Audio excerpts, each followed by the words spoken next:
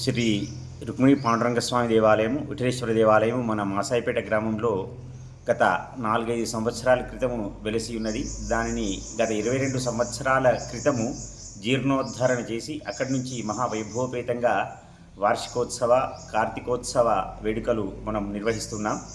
రేపు శనివారం 28వ తారీఖు రోజున మన మాసాయిపేట విఠలేశ్వర స్వామి దేవాలయం యొక్క 22వ వార్షికోత్సవము ఘనంగా నిర్వహిస్తున్నాము.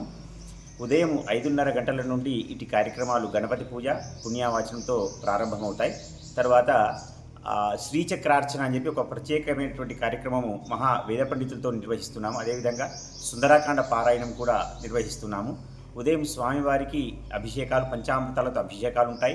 శ్రీ సూక్త, పురుష సూక్త, రుద్ర హోమాదులు, హవనాదు కార్యక్రమాలు పూర్ణాహుతి అయిన తర్వాత వైభవోపేతంగా రుక్మిణి కళ్యాణం, రుక్మిణి విఠలేశ్వరుని యొక్క కళ్యాణము మహావైభవపేతంగా నిర్వహిస్తున్నాము.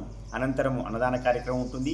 తదుపరి సాయంత్రం చక్రి భజన, సుమారు 40 నుంచి 50 మందిచే చక్రి భజన అనేటువంటి ఒక కొత్త కార్యక్రమము మన మాసాయిపేట గ్రామంలో కొత్తగా నిర్వహిస్తున్నాం. సాయంత్రము ఈ యొక్క కార్యక్రమంలో భక్తులందరూ పాల్గొని తరించగలరని కోరుచున్నాం.